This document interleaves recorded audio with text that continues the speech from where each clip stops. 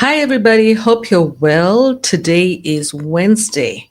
Hey, what date are we on? First of all, I can't even keep up with the dates. The days are going so fast. It is the 26th of February, 2025. And yeah, we are here again. Tonight, we have a very interesting topic. But before that, I would love to introduce myself. Will you allow me to do that? My name is African Queen Mo. I'm based in the beautiful city of Nairobi. It's still beautiful, regardless of what's going on around the world. It's still a beautiful city and a beautiful place to live. I'll tell you what, today we're going to be discussing the real reason why the Social Health Authority ain't the Social Health Fund, and Sudan is not the RSP.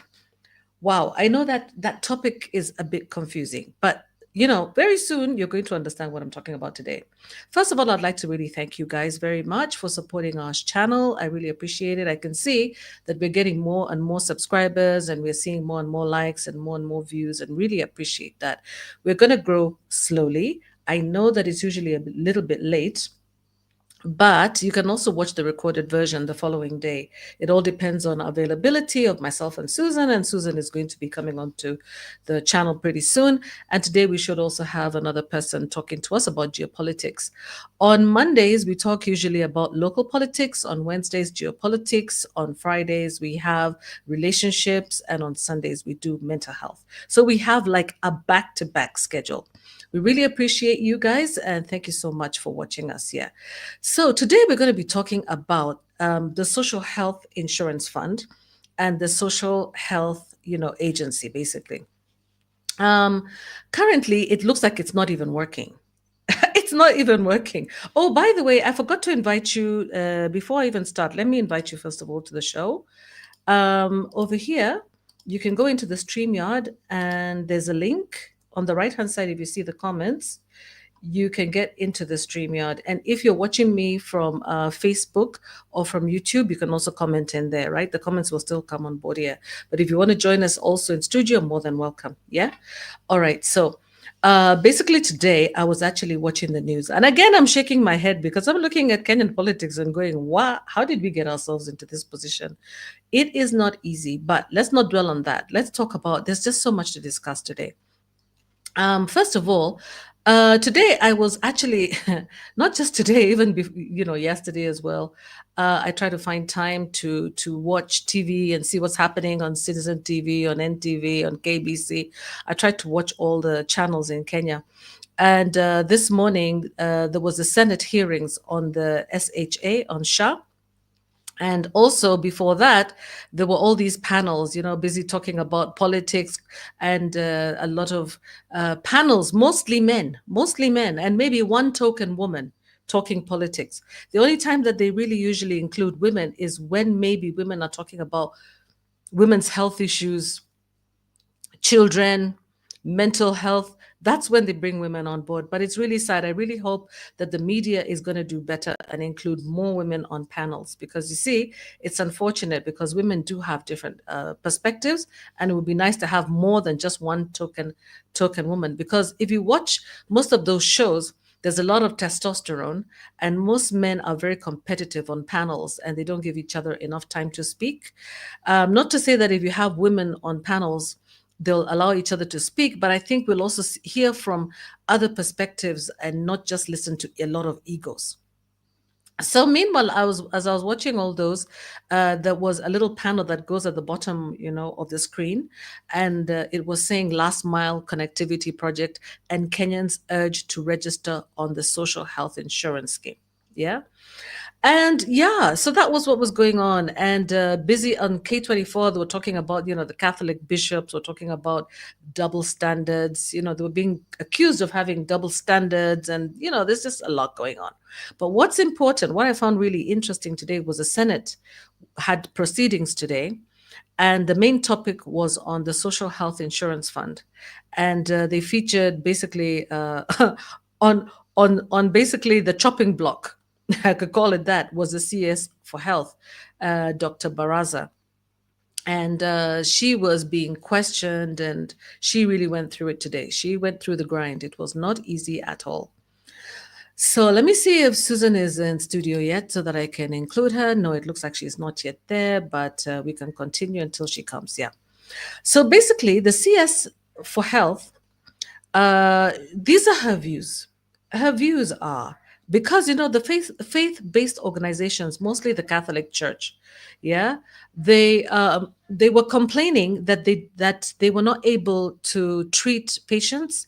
They are providing a very important health service, at least in conjunction with the government, at least as supplementary to the government, and they go to very far reaching places where the government cannot even reach, and so they were complaining. And so she actually noted that faith-based organizations, she called them a key pillar to the delivery of universal health services, universal healthcare service delivery. And she said the problem is mainly not the money, but mainly the issue of how they do the claims.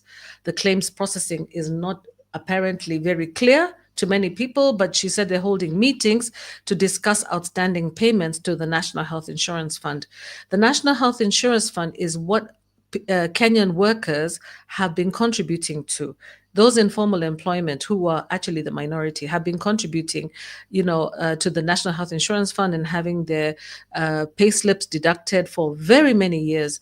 And now, with this new government, they decided that they're going to like scrap NHIF, National Health Insurance Fund, and now call it the SHIF, which is the Social Health Insurance Fund. And that transition has been less than easy. It has been not very easy at all. So basically, the senators were there, and basically, their general opinion was that the Ministry of Health was not ready for the rollout of the social health insurance, and otherwise, the focus of the cabinet secretary on infrastructure and personnel would not be if they were really ready. And it looks like there's a lot of people who cannot access healthcare, and it's worrying a lot of the senators, because what's happening is that senators themselves and also the president himself apparently is paying into the insurance fund. They get their salaries deducted. I hear, well, today I saw Senator Sefuna say that the president was paying, I think, 50,000 shillings a month. And he himself talked about having his paycheck deducted at the rate of 35,000 shillings a month. And the whole idea was that if you get more people registered and benefiting from free healthcare in Kenya, then the burden of, the burden on the senators and parliamentarians with their constituents for assistance would reduce. But apparently it's not reducing, and there's a lot of confusion in terms of implementation.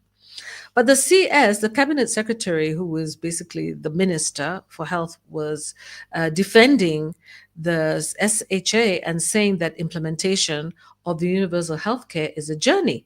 And she actually decided to compare it with the UK, and saying that the challenges with the NHS are still present. And she also mentioned that a lot of nurses from Kenya are leaving for the UK. And therefore, the issue of personnel, the brain drain, is affecting the ability to hire personnel. And she, according to her, she says the journey needs to start somewhere. But I'm going to definitely challenge this. I'm just telling you what she said, and then after that, I'll tell you my views. Yeah. So to be fair to her, let's give you her views. Her views are that it was a priority for the ministry to get everybody registered and to ensure that their contributions are being received. And so there's a lot of meetings going on to ensure that the health package, is meeting the needs of Kenyans. Okay. And the difference between the previous National Health Insurance Fund and the current one, she said, she gave us a few differences, is that, first of all, the previous NHIF was only targeting mainly the formal workers, the government workers, and now it's also targeting those people who are in informal employment, which means that there's a wider base from which they can get funding for healthcare, and therefore universal healthcare is a possibility. It's something that can happen because it's not just going to be supported by just a few who are in formal employment. Again, she also said that they hope that to increase access to all Kenyans and to capacitate it. And they said that she said it's not a one-off thing, that other countries, Kenya, we like to compare ourselves with other countries. But basically, she said that faith based organizations and private health delivery providers are critical, and they're looking for money to pay off what was owed from the NHIF, to pay the backlog of the NHIF debt, because that's the reason why many private healthcare service providers, like private hospitals, are not accepting the government insurance, this SHA. So, two very important groups of workers in Kenya are not able to access private healthcare from private hospitals, even if their pay slips are being deducted every month.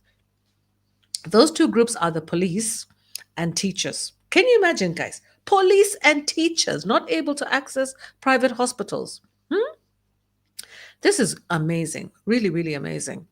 And they said that that's because the NHIF debt has not been paid. And so there's this, back and forth about these debts being paid and the fact that civil servants are unable to access treatment because of the debts of NHIF. And in the case of, for example, police officers on duty when they get injured, so for example, if there's only like a private hospital available that has the facilities, then they are not able to access those services at the moment. And a lot of the senators were pretty irked and pretty upset about this. And the senators were asking, so what is the ministry doing in conjunction with the counties, not just at the national level? What are they doing in terms of what they call non-communicable diseases, such as diabetes and arthritis and high blood pressure? What are they doing about that? Because they want to know whether those diseases can be treated. And the senators were also asking about, like I said, the teachers and the police are saying that they're paying taxes, and yet those taxes are not being remitted. According to the CS, she says the taxes, the money that is being paid in tax, in the form of tax, is not being remitted to SHA from Treasury. And she knows that there's a problem. And this now brings into question, is there diversion of these funds? Yeah, we obviously know that there's obviously some sort of corruption going on somewhere at some point. And the question is, why is that money? Why is it that you deduct my money in terms of taxes and not remit it so that I have access to healthcare? It's very unfair, and it's even, against the law, at least according to my understanding. Yeah, and Susan will come and explain it to us because she's our lawyer. Yeah, here. So some of the senators were saying that the cabinet secretary, should separate the issues of the faith-based organizations and the private hospitals. And then, hey, the majority leader came down heavily on her today, and the majority leader in the Senate, and he said that he was terribly disappointed by the conduct of the health minister and the two permanent secretaries, because they did not find because the two permanent secretaries, a lady and a man, Harry and Modoni, I see, they did not find their way to a meeting where they could interact with with the senators and have a serious engagement with the parliament as well, and the National Assembly. And so he demanded an update on the issues before a midterm review meeting. And Senator Okiya Tata, a lot of Kenyans know him. He's a very controversial senator because he always takes the government to court. He's the guy who represents the rest of us and takes the government to court on things that we're not happy about. And so he said that conceptually speaking, he wanted to know how the cabinet secretary was reconciling the concept of universal health care with the practice of paying premiums. Because the whole idea of universal healthcare really is to net the people who are vulnerable at the bottom, the people who don't have money to pay for healthcare. So, how is it that you call it universal healthcare? And yet, in order to access the services, you have to pay premiums for the healthcare. Yeah. So, apparently, under the NHIF, it was funded by taxes only. Just like, for example, the NHS. You see, the NHS in the UK, what I found out is that the NHS is actually funded by taxes. Only the government actually funds it and the taxes. So NHIF is different from SHA because SHA has many different donors, many different donors. Yeah. And that's some of the things that you need to understand. Who is funding SHA? And with the withdrawal of USAID money from Kenya, is SHA and SHIF going to be affected? And why is it then that the Kenya Revenue Authority is coming down so hard on Kenyan taxpayers? Yeah, why?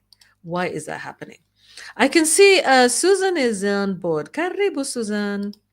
And I see people in the live stream. Welcome, Fia. Welcome, Lynn. Welcome, Ilva. Yeah, welcome, Orderman. And so many people. Welcome, everybody. Really happy to see so many people coming to contribute. Susan, would you like to greet everybody as I continue to present? Hello, everybody. Happy to be here. Looking forward to the discussion. Karibu, Susan. Karibu. Nice to see you there. Yeah. So let me continue, guys, because I've been listening. They gave an example. There was this one person, one little child who lost her life. Yeah. The only one, a child who is only 1 in 10 people in the world. She has to be in Kenya, poor child, but she's now late. And she suffered Pearson syndrome, where only 10 people in the world have the disease.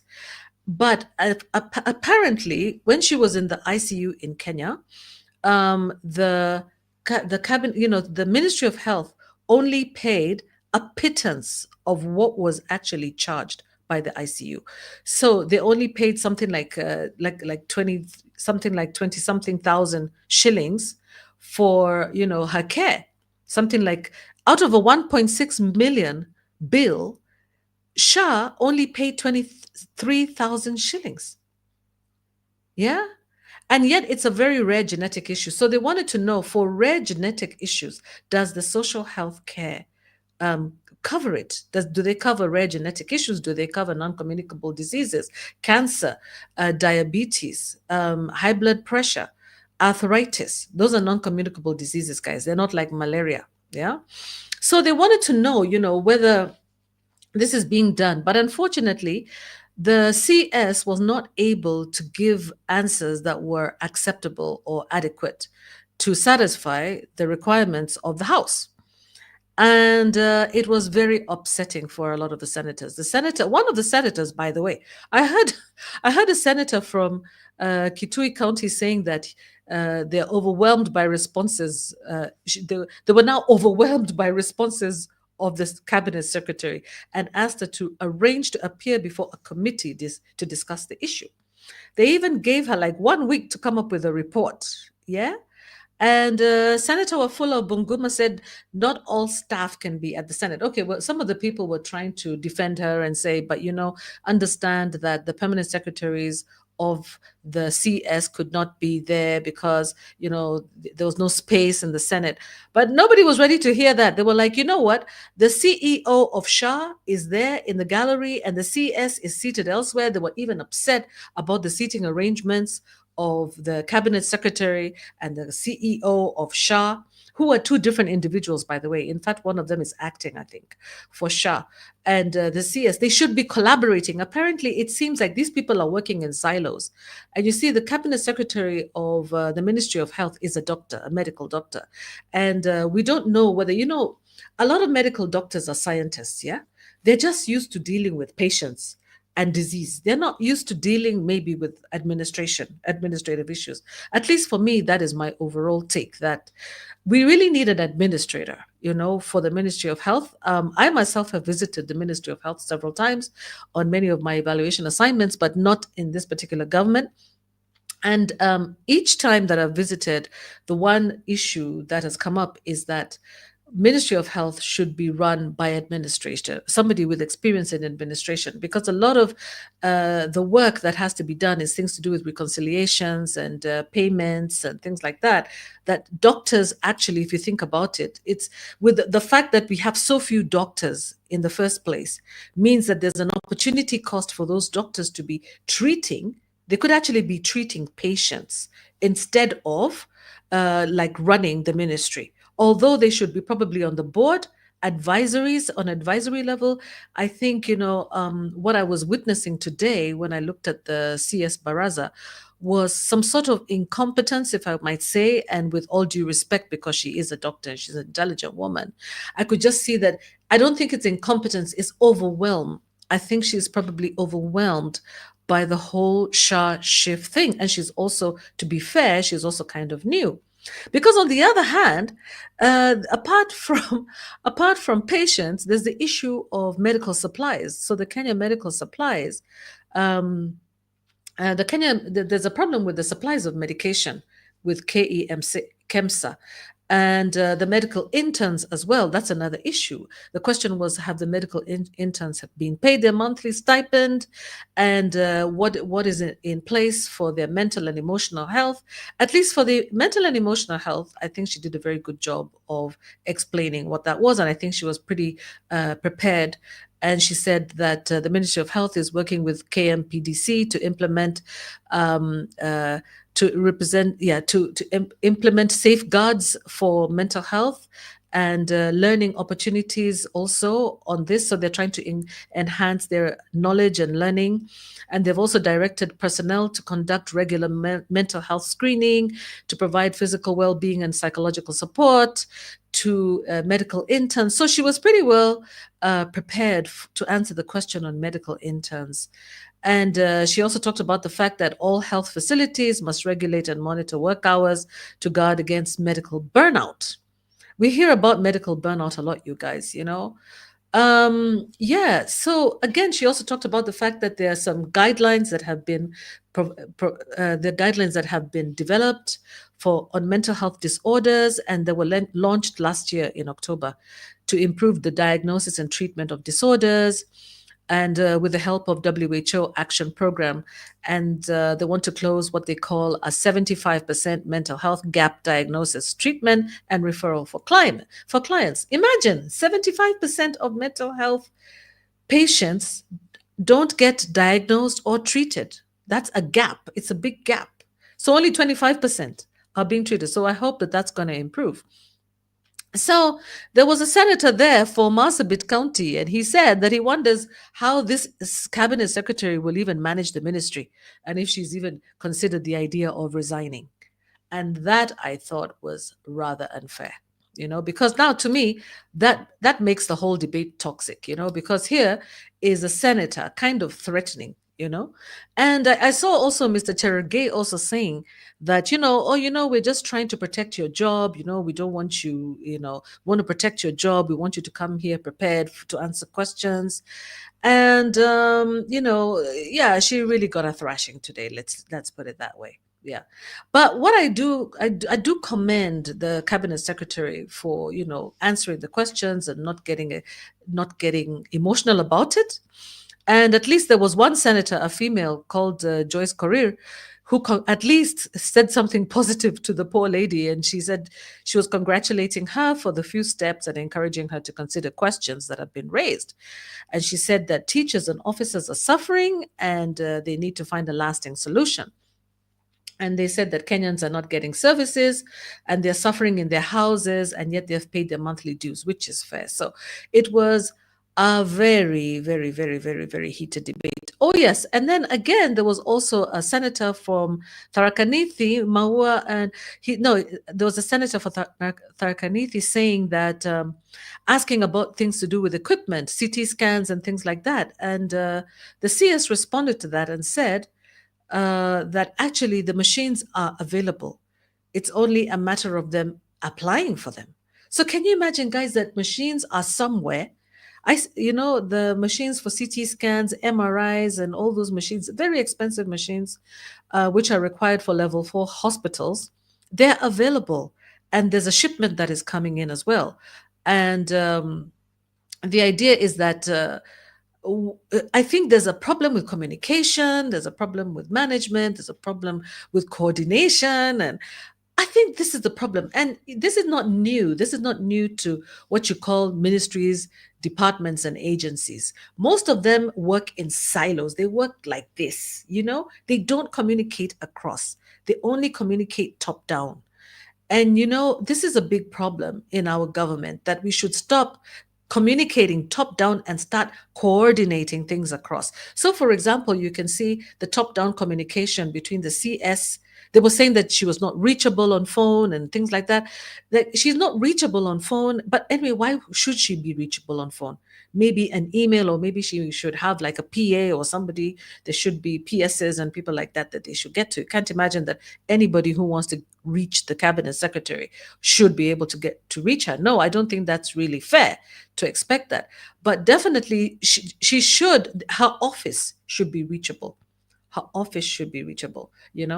And so they were also talking about the importance of community based.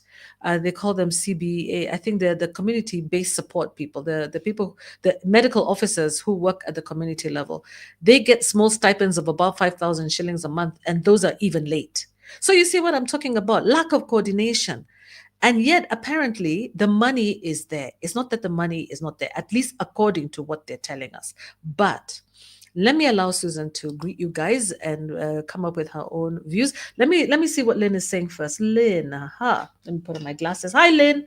Lovely to see you, and thank you for your comments. I know you're coming in from Maryland. Lovely to see you too.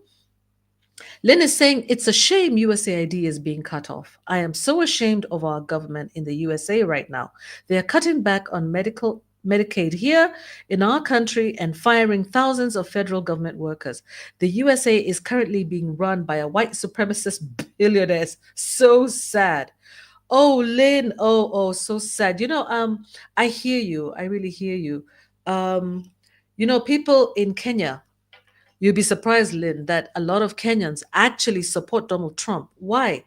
The reason why is because the international, the what do we call them? The Republicans have a different way of handling internal business in the country as compared to external business outside the country. The way that they work with us in the external is better because it's about non-interference in government. And that's the reason why many African countries actually, and countries in the South, including India and other countries, would support the Republicans as opposed to the Democrats. And also, they don't like the idea of having gender issues being pushed on us and things like that. You understand, Lynn? But I understand also what's going on internally, because I actually have a child in the US who works there, and he has friends, some of them who are working for the feds and for the federal government, and they're losing their jobs. And that's really very, very, very sad, because like Susan had said earlier, there's just no time and to even consider alternative jobs. And the idea of firing and sacking people at whim is not something that is common in the US. At least I went to school in the US, so I know that there are laws that should be followed. So I do definitely understand. I cannot believe that they will be cutting Medicaid. That's ridiculous. Why is that? Is it because it's Barack Obama's little baby or what? That would be very unfair for them to cut Medicaid, because already medical care in the US is the most expensive in the world. Yeah, so yeah, you should be ashamed. Don't be too ashamed, Lynn. We understand, and also I think in Africa we're trying to get away from aid dependency. The problem with us is that there's so much corruption and misuse of funds in our government, and that's one of the problems. So anyway, before I continue, I'll allow Susan to say, at least put in a word. Hi, Susan. Yeah, hi. How are you? Yeah, I think in terms of foreign funding and support, I think the health sector is perhaps the largest recipient of support, or if not the largest, one of the largest recipients of support, like from the US. Definitely issues regarding the legality of the terminations of people's employment in the US has been raised. Their protections, especially for federal employees, their systems they must go through.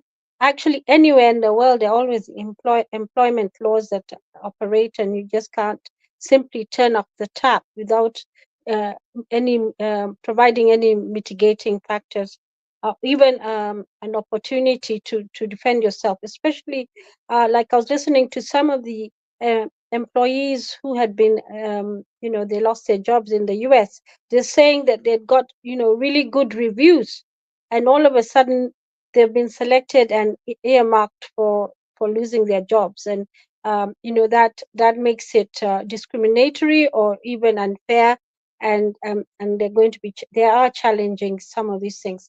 I also heard that the three court rulings that came back down through the in the US. The one in particular is relates to USID, and the judge was compelling the return of resources back, to the USID contractors and all that, so they can do their work. And federal government, the response actually was that it's not easy to turn the tap back on. Well, it was good fast enough when they turned it off, and they're saying it's really hard to turn back the flow of funding to the the recipients of the USAID support, and, and so it just that was one of the issues. They said it would take some weeks for that to happen, and so that's the situation prevailing in the US as a result of and which is affecting the world because of the shut off of USAID financing. Um, yeah, yes, as Queen Mo said, our approach to some of the what we would call in Africa and maybe the global South, where our cultures are not quite aligned with those of, say, North America, or some of the policies being shoved down our throats as part of the aid was quite unacceptable, and the governments actually did complain, and this was during the Democrats' time. They were pushing policies which we were not comfortable with, and perhaps that's one of the areas where Trump got a lot of support. Yeah, coming back to Kenya, what we saw, and in the response of Senate, there was an underlying irritation that perhaps really exacerbated their response and the hostility towards the CS of Health and her two PSs.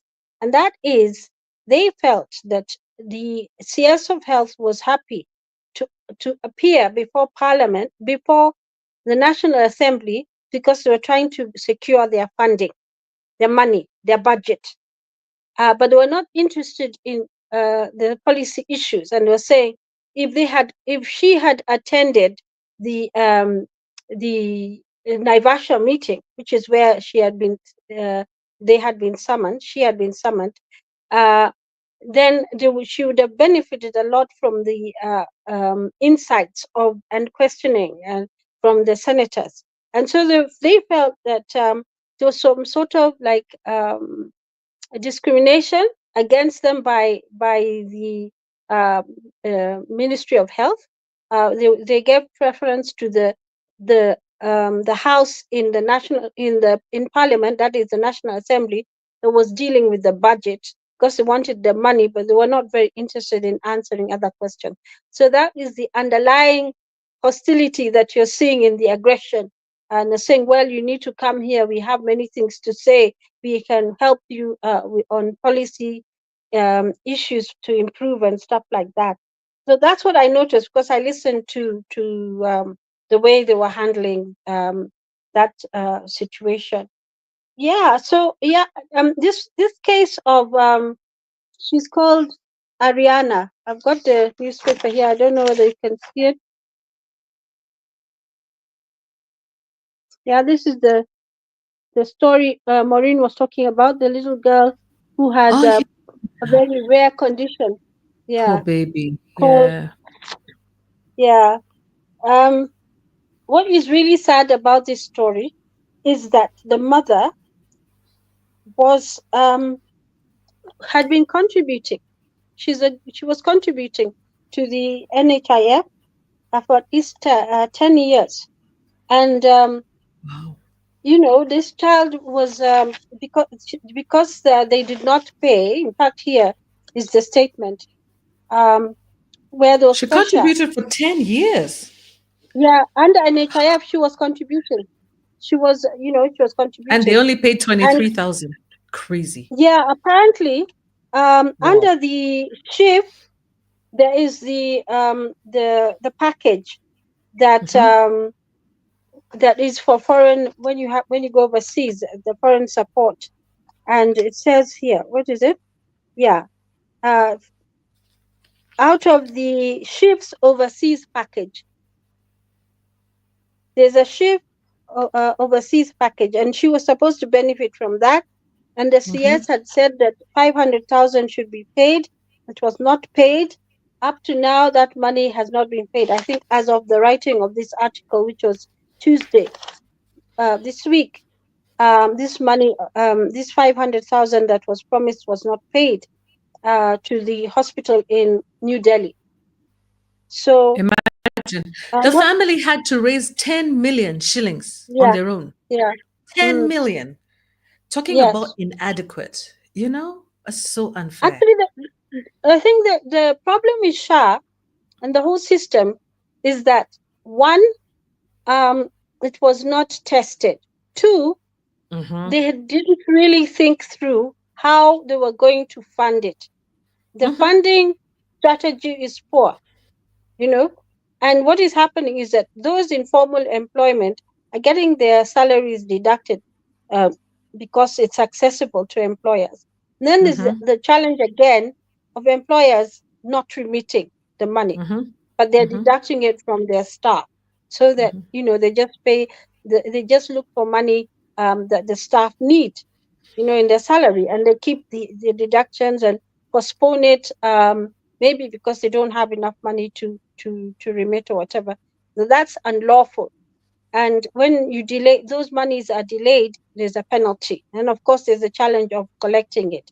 So it's a circular movement. But statutory deductions must be released. Hmm. But we know for sure, that is one of the problems that the SHA shift, uh, um, they're calling it Taifa care, Hmm. is affecting it. Emergency care must be rendered, but of course, if if the hospitals are suffering so much with historical death, then there's a That's big according problem. to the constitution, right? Yes, yeah, But yeah, not in yeah. reality, not what's really happening. It's amazing. Well, Hmm. it's supposed to be followed. Of course, Yeah. pursuing it is another problem, but uh, basically, hospitals are supposed to, if it's an emergency, you're supposed to receive treatment. Like Hmm. road accidents, Hmm. Hmm. industrial accidents, that sort of thing. They're supposed to take you in and treat you straight away and deal with Yeah. the other issues later. Hmm. Yeah. Hmm. So Let, definitely, our healthcare yeah. system is a challenge. The strategy is weak. Of course, the allegations from analysts and Kenyans saying that it was a money making enterprise. The A lot of hidden information. It's not transparent. Um, Yes, it's we not. we have, yeah, we have, it's completely underfunded. Like I said, they don't have a good strategy for raising that money. Very, very Hmm. ambitious without a proper strategy.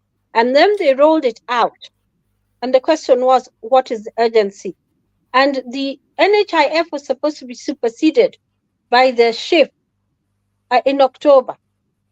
But and that meant that the staff of NHIF were no longer, because NHIF was closed, Hmm. literally stood dissolved as of October sometime, October, some date in October last year.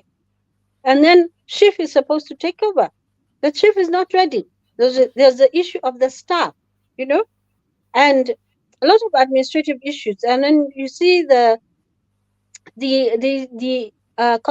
what digitalized system was not working. It doesn't work well. Yeah. So, and apparently it's costing 104 billion shillings. And these are questions that are being asked even by the politicians. Why is it costing so much money? Yeah. Even if it's supposed to be given in a phased amount, why is it costing so much money? Hmm. Again, the big question is, why didn't you just improve NHIF? It was a system that was working. You should have just leveraged off that. What was the gains? Fix the errors. Widen the scope. As Queen Mo said, they wanted to reach everybody, and NHIF was only reaching a certain sector. But you can see what's the difference. It's Mm-hmm. still just reaching just a sector of people, the ones who are employed. Yeah. Mm-hmm. And And even though you see the mm-hmm. campaigns, Mm-hmm. there's a lot of campaigns. They went to the churches, they went outside the churches. As people coming out of church, they had to register. There were big campaigns in various constituencies. You even see kiosks written SHA, payments, so remission, people to remit their money there. So the question is, where is the money they're collecting going, and is it enough? And for such an Yeah. ambitious idea, Yeah, is it?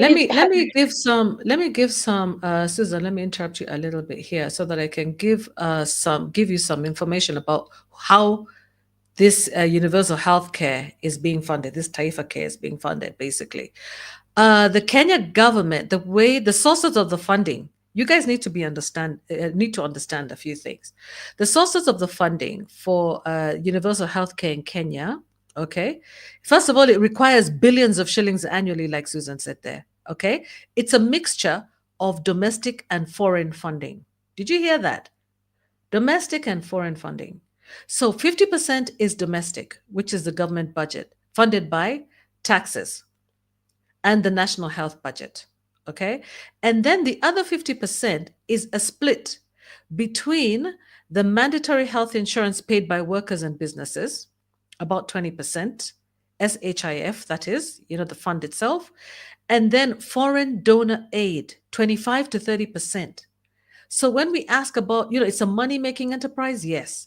So the foreign donor aid is what Lynn is talking about, that she's ashamed that USAID cut the funding, because now we are going to have a problem, because USAID funds, USAID, the Gates Foundation, WHO, and Gavi.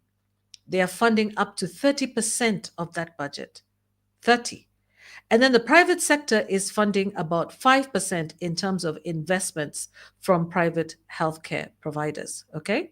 So when it comes to donors, what is in terms of the money? Is it the donor, USAID? Again, all the donor money is tied to specific programs and specific types of funding. You can't just apply it to anything. So USAID, the biggest funds come from the PEPFAR Global Fund for HIV/AIDS, malaria, and TB. These are communicable diseases. These are not the non-communicable diseases, guys. You see the difference? Communicable diseases. USAID was funding up to $500 million a year. And therefore, that's the reason why the non-communicable diseases like high blood pressure, diabetes, and also arthritis, that's the reason why a lot of people are having problems trying to get that treatment, because what was being paid for by the Global Fund was the communicable diseases, HIV/AIDS, malaria, TB. Bill and Melinda, on the other hand, Gates Foundation, contributed a bit less than half of that, about $200 million per year, for vaccinations, family planning, and maternal health. A lot of women are complaining right now that Linda Mama is not available anymore. Although the I believe it was the CS for Health last year promised that it was going to be coming back last year in October, but I don't think it's back yet. And that one was actually funded by the Japanese, the World Bank, Bill and Melinda Gates Foundation also was funding it to some extent. And they focus on vaccinations, family planning, maternal health. And that's why a lot of women who are trying to give birth now are struggling, because there's no monies in SHA really. Although they did say that they're going to revive it, I don't think that's been revived yet. The World Bank and the IMF, theirs is a loan package of $200 million. Okay. And that's just basically for support to, universal healthcare, general support.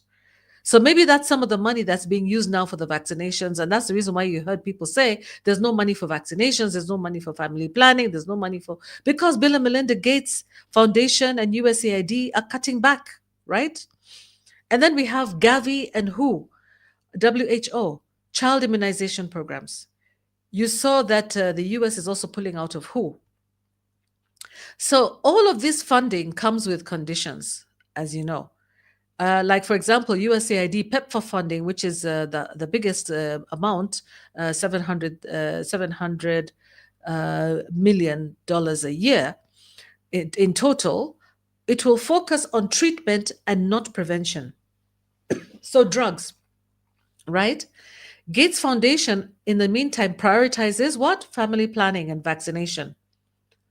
Family planning and vaccination. That's the maternal health that they're prioritizing. World Bank loans may require Kenya to privatize parts of healthcare to repay debt.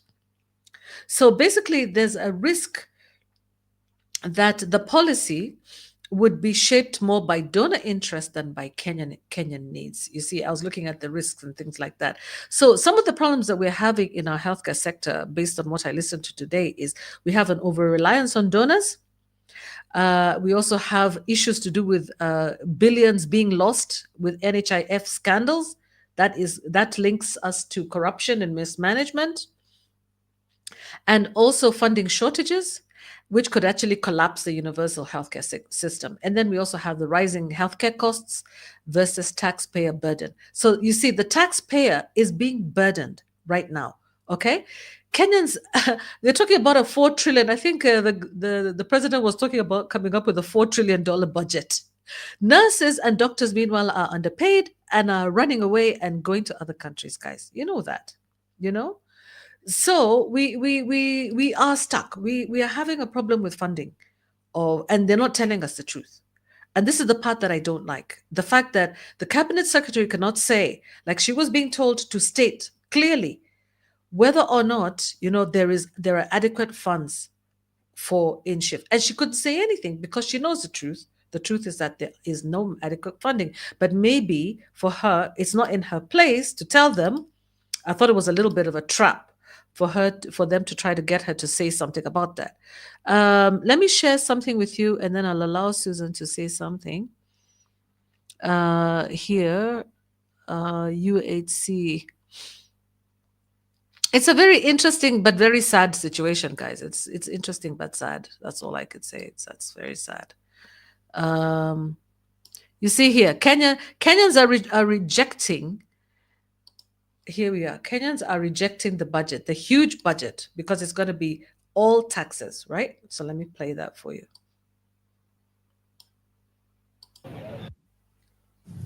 In the meantime, Kenyans have rejected President William Ruto's 4.2 trillion shilling budget for the 2025-26 financial year. According to financial experts, if the budget is approved by Parliament in June, Kenyans will continue to be overtaxed, while government borrowing will also increase, further worsening the already dire state of the economy. And TV's David Mudoka breaks down the numbers for us.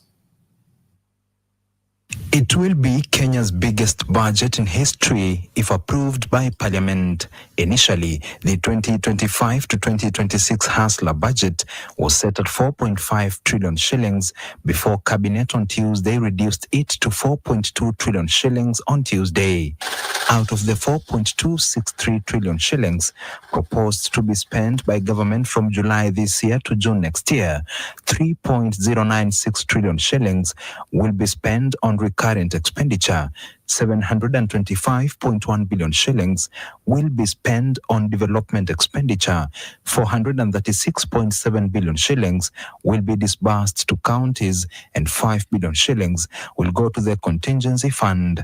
The executive has been allocated 2.494 trillion shillings, the judiciary 25.749 billion shillings, while Parliament has been allocated 42.488 billion shillings. The government plans to finance the budget mainly through tax revenues such as income tax that affects payslips and value-added tax that mainly affects the prices of basic commodities. In the next financial year, government wants to collect taxes amounting to 2.835 trillion shillings, up from 2.6314 trillion shillings projected for this financial year. Total revenue for the 2025 to 2026 financial year is projected at 3.386 trillion shillings, up from the 3.066 trillion shillings projected to be raised this year, and will also include appropriation in aid, which refers to revenues collected by government entities for the specific services they provide. All right, I think I'm going to stop sharing because now it's going into great detail. But what I wanted you guys to see there is that that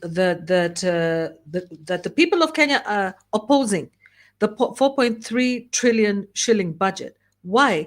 Because most of it, more than 70% of it, will be going to recurrent expenditure. You know what recurrent expenditure is? Salaries, benefits, remuneration. We have a bloated government, and this is the reason why we can't get any development done. Yeah. So imagine 3 out of 4.23, 3 billion, 3 trillion is going to recurrent expenditure. And of that, 2.4 trillion is going to the executive. That is the president and the deputy president only. 2.4 trillion. That is more than half of the entire budget that is going to be paid by taxes will be going to the executive in terms of recurrent expenditure, which is salaries, remunerations, and cost. And then only 725 billion, which is less than 1 billion, is supposed to go for development for the whole country. 436 billion to counties. Each of the counties, and each of the counties is almost like the counties themselves cannot even get that 400 billion. They're getting like 300 something billion. And then they talk about a 5 billion contingency fund. But basically, more than half of the budget that is being proposed is supposed to go to salaries of the executive, that is the president and the deputy president. And this is the reason why, they're opposing all of this. So again, let me show you here. I also wanted to show, that was just something I thought was very, very interesting and sad at the same time, guys. Rather sad. Let me see if I can find this here. I want to share this with you. Yeah, this is about that little child. I think I'll just play it. That's if it will play. This is inside the Senate today. Was very specific. Can you Now hear? that you admit that you are aware of the case of baby Ariana Wairimu from Nyandarua, who succumbed to Pearson's syndrome, the question was very specific. Is it true that SHA paid 26,600 out of a bill of 23,000, and 620 out of a bill of 1.6 million? That was a very straightforward question. First, tell us whether that is actually a fact that SHA paid 23,000. Then we shall get to the second limb of the question. Why would you say that then SHA is working if it has paid such a negligible amount of money out of a bill of 1.6? And maybe, Mr. Speaker, finally, because I have been following and I've been very, very, the parents of these particular kids are my friends. I know that, I know Lewis, the father to the girl. The family and his friends have on their own, out of their own contributions, spent more than 10 million to take that baby to India. And the government had not paid anything. So the only one last time that baby Ariana wanted SHA, the one that has been praised that is very working, the only one time that she wanted SHA to work is when she has succumbed, because out of the many bills that we have had, she was being treated in India. There was no way the government of Kenya would have helped her when she was being treated in India. So, Madam CS, tell us, is it true that SHA paid 23,000 for baby Ariana Wairimu out of a bill of 1.6 million? Don't tell us stories that SHA worked where. This is a specific case, and you say that you are aware of it.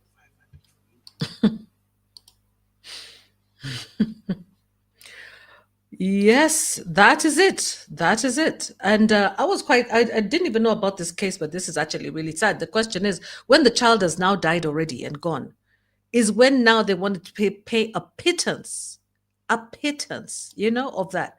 I'm sorry, Susan, I'm a little bit hogging the screen here because I really want to try and share a little bit of what we have here for people to see. It's important, to always back up what we say with what's here, with what's really here. Yeah. I think that's all I'm going to share for you from with you for now. In terms of the healthcare, the fact is that SHA is not working the way it's supposed to be working. That's the conclusion that I got. Did you get that conclusion, Susan? It's not working. No matter what they try to Yeah, say, no matter how they try to sugarcoat it, it's not. It's not working. By the way, guys, yeah, and it's not working adequately. You see, there's no point of giving services that are inadequate because that just goes to show that they have failed. They have to be adequate as well as available. They can be available and inadequate, and therefore they're not helping. So this is the reason why Kenyans are really, really in a very big fix when it comes to healthcare. And on that note, I allow Susan now to continue.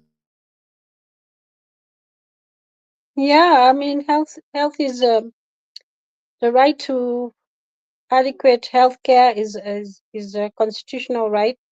It's one of those they say they it should be it's a right that should be progressively realized. The right to life is a fundamental right, and when you find that because of the inadequacy of the healthcare, uh, people's lives are at risk, that is something that's not right. We heard, of course, the clergy up in arms and saying we are burying too many people because they can't access. SHA has withheld access to healthcare for the about not SHA, the rural and urban private hospitals, about 600 of them around the country, are not treating people with under SHA. You have to have alternative sources of income or cover in order to get a treatment. And as Queen Mo mentioned, the police and teachers are worse off. They are the ones who are worse hit, and we know they provide a fundamental service to us as Kenyans. So it's a sad story. Even though the president, he said, and I heard him in one of his speeches saying, my previous two predecessors were not able to deliver universal health care, but I will do it. So, it's not a small task. It's one that takes a lot of thinking, a lot of anticipating what could go wrong. I mean, the doctors themselves, who are supposed to be giving the support, don't have jobs. They're not even being paid according to what is has been recommended. So there's so many issues, there. So it's definitely something that when you see the Senate so irritated about the whole thing, I mean, they have good grounds. That question that was asked, can you confirm to me that only 23,600 of 1.6 billion was paid? And yet this is a lady, the mother of this young girl, was remitting her money, Mm-hmm, and she was mm-hmm, even entitled to overseas cover, mm. and they promised to pay 500,000, and they gave like a guarantee which bounced, and so the hospital, I mean, they didn't they didn't accept, they were not happy about that. So up to today, that money has not been, even what they promised to pay has not been paid, so according to Yeah. the newspaper. So it's a serious You issue. notice And what they were supposed to pay? 10 million 10 million shillings. They only managed to they weren't even able to pay 5% of that. It's yeah, pathetic. You know? and and then Yeah. Mm-hmm. under the African Union, there's an agreement that at least 15% of the GDP of each country should go to healthcare, and we know for sure the Mm-hmm. budgets Mm-hmm. fall below that figure, that standard, that is a requirement of and the African Union. So it's definitely something that should be taken more seriously. Even not thinking about you know what do you call it, pilot testing it, the carelessness with which it was rolled out, and they were told by so many people this is not ready. Um, the other thing that I want to comment about is, like, one of the senators said, we enacted 4 acts of parliament. We pushed. Mm-hmm. Parliament passed 4 acts of parliament, and you're not able to implement them. You know, they themselves should have looked. They are not completely blameless. because they're the parliamentarians, they're the ones who passed that into law. And they did not check whether it was feasible, it was not well debated. They started complaining after the fact, and it's because it was a very political process, it was a very politicized process, and it was something that the executive wanted to be pushed through. And this is the problem. They didn't even listen to public participation. They didn't listen to the questions. Everybody was asking, what is wrong with NHIF? If you're talking about corruption, there's still corruption even under this new system. So they really haven't dealt with the problem, at all of corruption. So it's still going to continue to be a problem. So that is a big concern, and it continues to be a big concern. KEMSA, of course, they are owed a lot of money for the medicines they have, and actually under the PEPFAR fund, or those hospitals and medical health institutions that have the deal with the HIV programs, were saying that I listened to one lady who was saying that she was given. Usually they give the medicine, the ARVs, for 3 months, but now they're giving for a shorter period of time because of the stocks. So definitely the impact of the US new policy on aid, foreign policy on aid, is something that continues to cause concern. Even though they've said they've they waived the suspension with regard to certain areas, but still it continues to be a concern, because areas like nutrition are still left out. I think it's one of the areas that I'm not sure, but it's one of the areas that the US was supporting. The USAID was supporting. No, it was And actually left out because it's not part of treatment. You see, yeah, they're not looking yeah, at prevention, because something like nutrition would be part of prevention, wouldn't it? yeah, It's not part of treatment. So these guys are mostly funding treatment because they're working with who? They're working with big pharma. Yeah, yeah, they're creating markets for their pharmaceutical products. So those are the things, the deeper issues. We need to look at these things a little bit deeper than just not. It's not just about what is being done and what's not done, but the question is what's being left out. What's being left out of health is a very good question there. And yeah, is SHA really free? And when the CS for Health wanted to talk about the NHS, I wanted to laugh.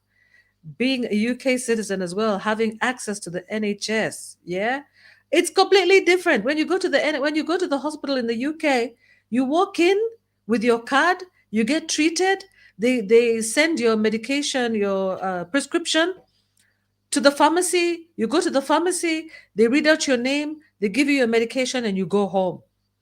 Simple as that, especially in Wales. In Wales, you don't have a copay. In the UK, you have a very small copay, and it's limited. It's capped at about £10. It's completely capped. You cannot, and that means that most of the medications are between £1 or £2. They're not £10 is the maximum that you can pay for any medication in yeah, the UK when you're on the NHS. So again, you see, like she was trying to say, to compare the differences in healthcare funding models. I just will finish with this one, Susan, quickly. With the Kenya, with SHIF, with SHIF, the way they're funding it is through what? The taxes, insurance, donor aid, private sector. Yeah. There's also a co-payment because of the insurance that is required. And there's a big risk. The risk is very high because if donors are to pull out, then the economy weakens, then it also impacts on people's access to healthcare, because especially of the donor and the private sector. So if you weaken the private sector and you're weakening and the donors pull out, then in that case you're literally collapsing the system. When you compare that with the UK's NHS, it's basically all funded through taxes. Most of it. It's funded through taxes with very, very limited role of the private sector, mainly outsourcing of support. So, for example, the public, NHS can send you to a private hospital to get treatment, maybe where they could not treat you. Maybe they don't have the facility, or they have something that it's a rare condition. then maybe they can outsource you to a private hospital. And again, also the risk of the funding shortages is very, very small, because the major funding shortage could be because of the aging population. In other words, their ability to contribute into the taxes. And this is why migration is important to most of these countries, because they're the ones who are paying the taxes. Migrants are paying the taxes by working as well.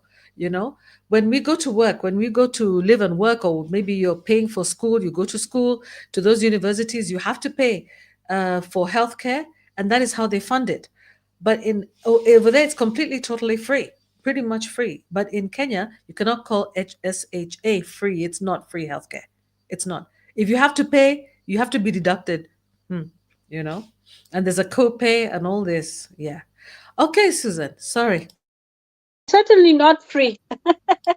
I think maybe we can move on to the other big the other discussion regarding the democratic gap, if Yeah, or yeah. otherwise, of Okay. Sudan.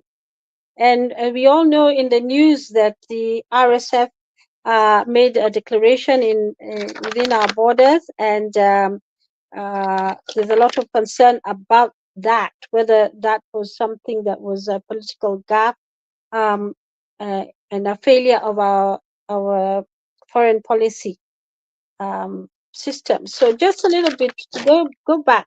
In April 2023, we know that the war conflict, civil conflict, arose in the Sudan, and we know it was as a result of a failed transition of power from army to civilian rule. And what happened is there were two armies. We had two armies with two leaders, and one of them is the paramilitary group called the Rapid Support Forces. And those are the people who are in Kenya, the Rapid Support Forces. And then there's the Sudanese Armed Forces, which is the SAF. So one is the RSF, and the other one is the SAF. Kenya has been accused of supporting the RSF. They gathered in Nairobi with allies, and they formed a parallel government. Of course, there have been international and even local response on this issue. So the response has been quite loud. The Sudanese have let's call it the SAF, the arm that is supporting is being led by the SAF, the Sudanese armed forces, or the junta. They are completely against it, and they've said that they've even written a memo to AU and other international agencies against Kenya. They're even threatening economic sanctions by banning the sale of Kenyan products like tea in the Sudan as a result of our action. Kenya, on the other hand, was arguing that we are the home of many refugees, and we want peace, and we want to halt the tragic slide into complete, depravity. But the other big issues that have emerged as a result of this, and they've brought it up themselves, is that Ruto has close ties with the RSF leader. Apparently, he has made several visits to Kenya. And he says that he's also benefiting on the individual basis from the gold business through RSF. So RSF trades in gold, and so he's a beneficiary of that. So he's also bowing to pressure from the UAE, to support the RSF, and that is why, what this is just political arguments. These are analysts who are saying that, but the accusation of him having commercial ties with the leader of the RSF, Hemedi, have been repeated several times. So apparently, Kenya and the UAE signed a loan agreement, and we're getting 1.5 billion shillings from the UAE. And Yeah, and that money is supposed to be used to reduce our debt, our loans. So Kenya, of course, has been accused of supporting the RSF and to legitimize what they're calling genocide rule under the guise of peacemaking. So there's been a lot of concern about that. So there are a lot of countries which are involved in this in the Sudanese conflict, and they have taken different sides, and on the issue. So we have the question is, why is UAE? You can see I mentioned earlier that UAE has, actually earlier this year, apparently UAE entered into an agreement with Kenya, and they're giving us 1.5 billion shillings. And so the biggest supporter of the RSF is the UAE. And some of the analysts were saying that any country where the UAE has supported, it has eventually messed up that country. And the question again is this some form of colonialism? Is this some form of colonialism? Because they're using their vast resources in terms of money to control and to intimidate. So the long game is that that Sudan is supposed to be the breadbasket for the UAE, and the second is to control the Red Sea port. That's the long game. And there's another reason about friendship between the Hemeti and the UAE leadership, and the other one is access to Sudanese gold. And the other one is that, yeah, because RSF is very deeply involved in the gold trade. And the question again is this a new scramble for Africa, where we're finding the Arab countries, especially the UAE, is really investing and a lot. And historically, wherever they've gone, they've eventually, sort of taken over the country. So how is the UAE supporting RSF?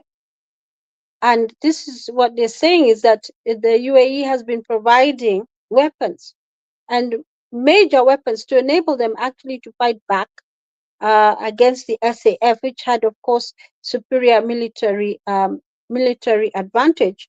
But because now the UAE was supplying the RSF with all this weaponry, they were able to fight back and actually been able to sustain the battle.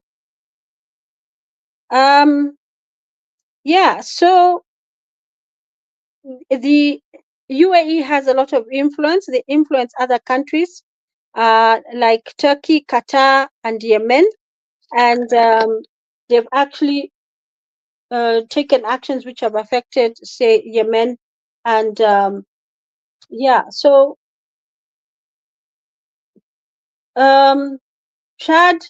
Chad, they did their own. They did something in Chad, which ended up with them. They supported Chad with 1.5 billion.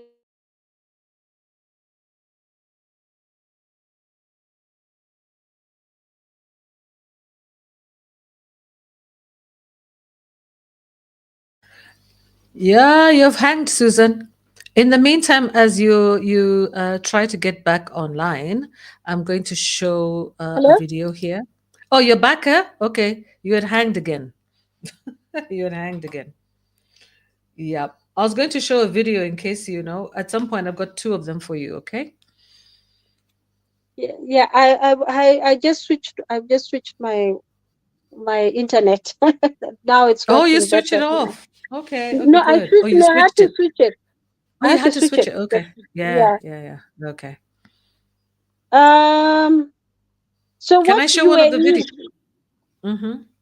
okay? What Okay. UAE is doing basically is it's keeping potential countries that would support the SAF out of the battle. So by what they're doing is they're sort of like bribing those other countries with money, giving them loans and stuff like that. Mm-hmm. Um, yeah. So Mm-hmm. So the question is, what can be done to stop UAE support? So what is interesting is how the other countries are viewing the thing. And first, one of the things is the conflict in Sudan is so serious. It's actually very serious, but it's not been given the same support or focus as, say, the war in the Russia-Ukraine war and other wars. And so, yeah, so during Biden's time, there were sanctions against the RSF, and then on the other hand, they also entered into an agreement with UAE, who are a major defense partner of the US.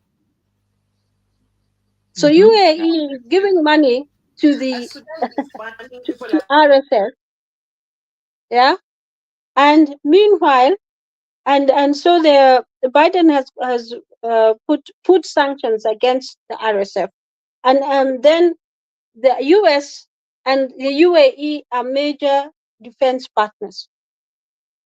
So it's sort of like, watering down, the whole situation. So it's Sudan war is not a high priority thing. Trump, there's argument here that Trump has good reasons to care for the ending of the war in Sudan, because the longer it is drawn out, the more likely it is for the Islamists to return into power, which is something they don't want. So the RSF are seen as a bulwark against Islamists in Sudan, and that is the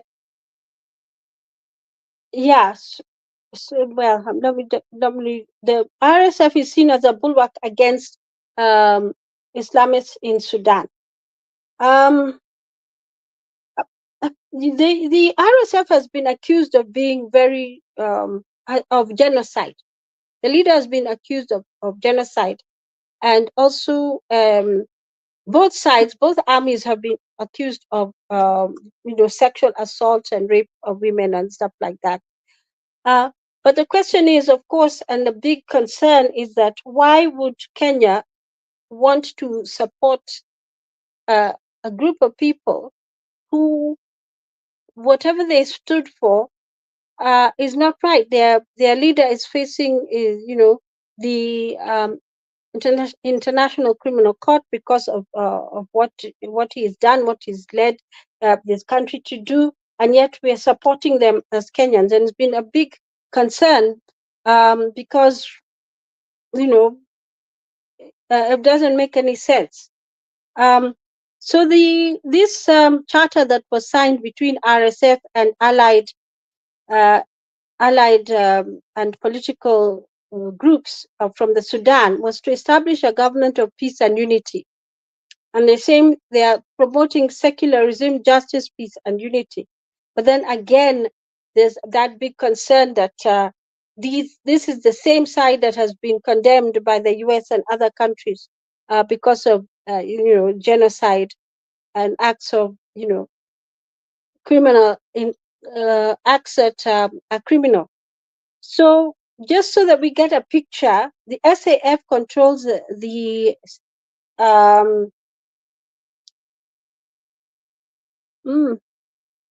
south, and the RSF controls the north and the side bordering Khartoum. I'll get a more precise picture so that we can get an idea of how they're. Literally, one side is like this. One side is on the west, north, like that. And the other side is like this, and then there's southern Sudan down here. So literally, this is how the country has been split into two by these two armies, both declaring a what do you call it? Claiming to be the leaders of Sudan.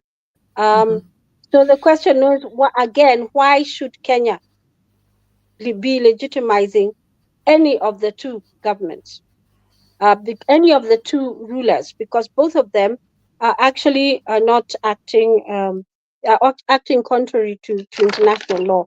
And they've spoken really, really strongly against Kenya. If you want some statistics, in this war, 150,000 have been killed, 12 million displaced, 8 million on the brink of starvation, and 25 million food insecure.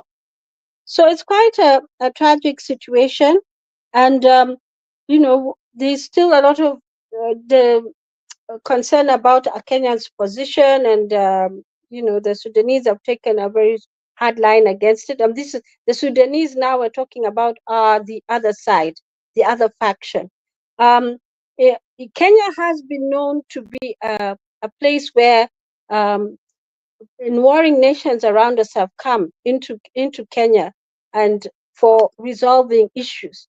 But there's never been a declaration like the one that has been made now by the RSF, the one of independence to form a parallel government. And the biggest problem now with the war is that in Sudan is it's fractionalized the country, because there are different regions which are being with other different people in charge of them. So that's something that is not good for us.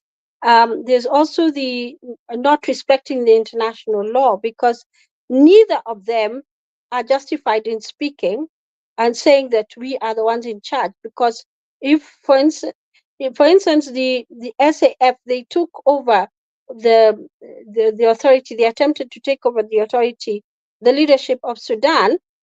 They attempt to take over the leadership of Sudan undemocratically. It was through force. They overthrew the prime minister.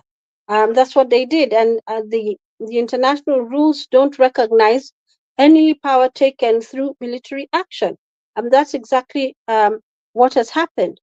So so it's quite a serious thing. And some of the solutions, what are some of the solutions? We need to just look at, for instance, the AU. What can happen? The AU has power to issue sanctions. Sadly, because of Kenya's role, we will be excluded from mediation. And also,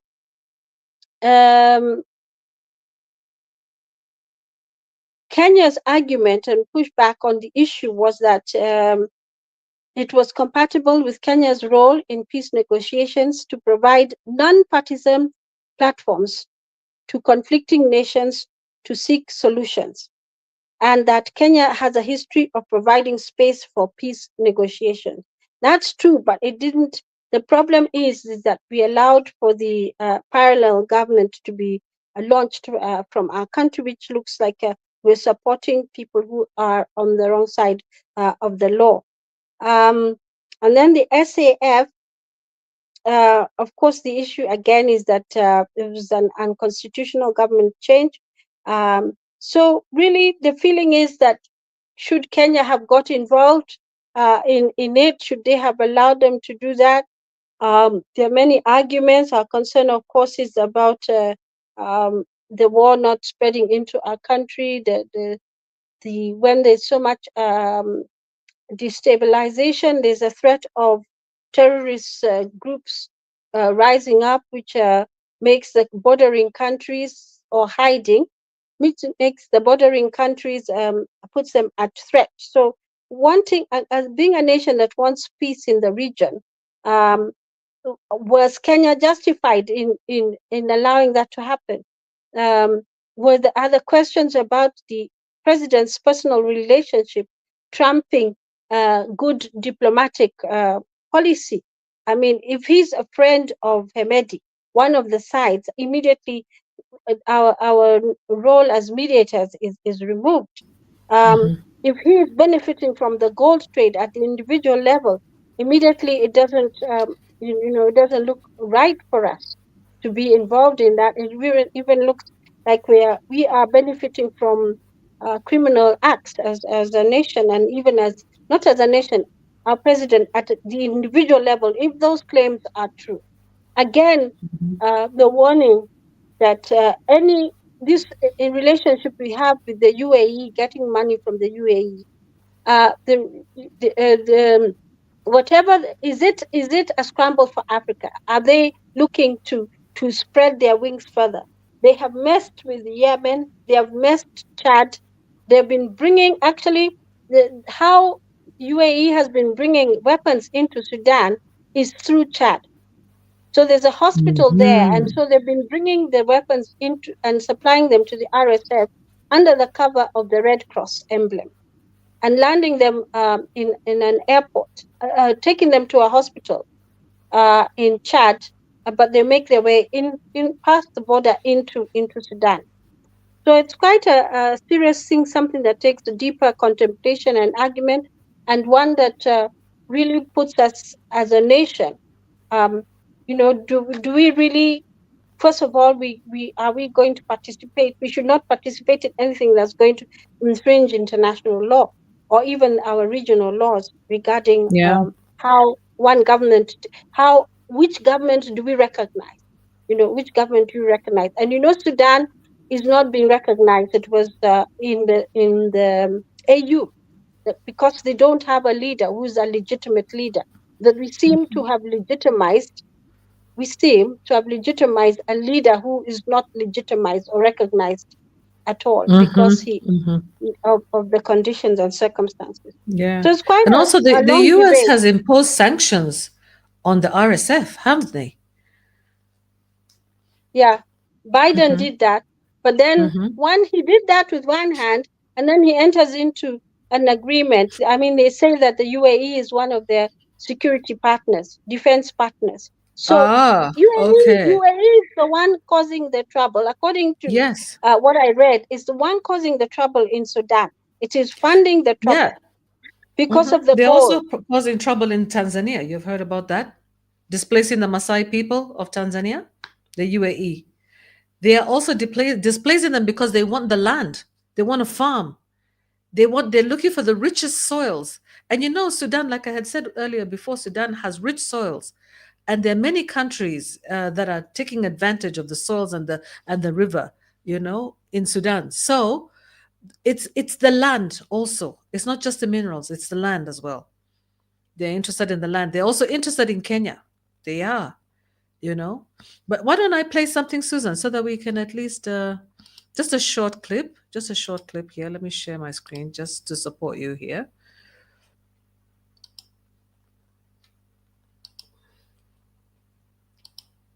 This is a Kenyan's perspective on the whole issue, guys. A Kenyan senator.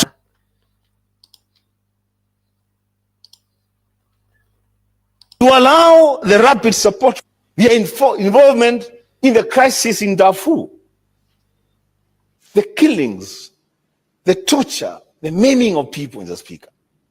And we allow those groups to come to Nairobi and pretend to form a government of Sudan from Nairobi, Mr. Speaker. What do we expect? What do we expect, Mr. Speaker? Mr. Speaker, I want to say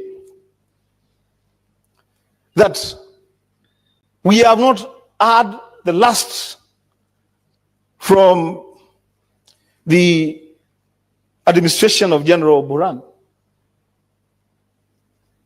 who is now running some form of administration from Port Said. These people have messed up their country. Our role as a neighbor should be to help these people come together and rebuild their country, not to take sides with one rebel group against the other rebel group. The Speaker, that move, it is those kind of moves, the Speaker, that we are saying, the M23 move, the Speaker, let's just face it. On account of the Congo River Alliance being formed in Nairobi, and the fighting now in Eastern DRC, the takeover of towns, South Africa has lost many soldiers. Tanzania has lost many soldiers. Let us just ask ourselves as human beings, the president of South Africa, the president of Tanzania, the president of DRC Congo, when they went to cast the ballot, in that reality, where were they likely to cast their ballot? Speaker, these are the questions that we should ask ourselves. And stop being psychophantic or emotional about things that we can see as leaders are not going the right direction. Now, Speaker, I want to advise, and I keep saying that I am maybe the least qualified to advise the National Executive. Now, Speaker, this country belongs to all of us. Those who support the current administration and those who don't. We all belong to this country. And Mr. Speaker, the presidency of this country is not coming to an end with the end of the term of office of President William Ruto. Beyond him, there will be presidents. Before him, there were presidents. The thing that we must do, Mr. Speaker, is to ensure that while he sits in office, we have a stable country. A country with a very robust and good foreign policy that protects the national interest, but also takes care of the regional interest and the global interest. I like what Senator Eddie said. The Speaker, being at the continental scene is not just about the continent.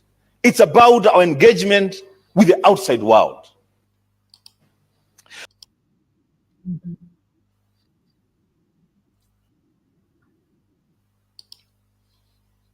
Yeah, that's true. It's about our engagement with the outside world, and that's why our diplomatic policy and foreign policy is so important.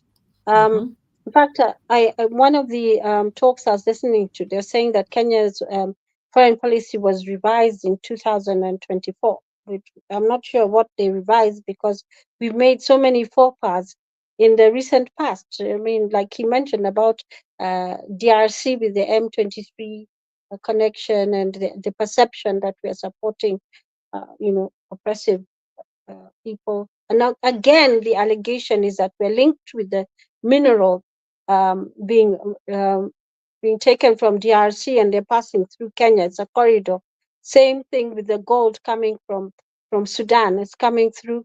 It actually, what I heard, what one of the people I was listening to was saying is that we're getting the gold, then claiming it is our gold, and then selling it as our gold.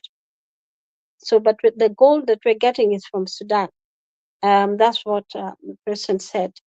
Of course, the warning again is that we should remember always that we are a sovereign state. We need to respect the other states around us and not get involved in anything that is going to taint the way we are viewed by the outside world, because it weakens our what do you call it? It weakens our standing internationally, So it's very important to get that right, and we have not got it right in the recent past. Yeah, we're failing in diplomacy in a very bad way, honestly. Our reputation. What are we going to have left? Oh my goodness, yes. So I think that concludes our evening, Susan. Is that it? Yeah? Okay, good. Yeah, for sure. Let's pay attention to what's happening in Kenya and what's happening around us as well. Exactly. Yes. Okay, guys, moving from the local to the global. As much as we look at our health issues, our security issues are important, and we thank Susan also for giving us a nice summary there. We're all learning together. Don't be afraid to come in to studio or to make comments. I know it's it's actually late today, but if you watch this tomorrow, please comment, give us a thumbs up. Thank you for those who have given us a thumbs up today. Thank you for being on the show tonight. And we will see you on Friday with a relationships show. I know you like that one. And on Sunday as well with a mental health show. So thank you so much. I hope you enjoyed the political shows on Monday and Wednesday. And we look forward to seeing you on Friday. So have a good evening. And for those of you in other countries, have a nice afternoon or morning or whatever time it is. Be blessed and take care. Goodbye. Bye-bye.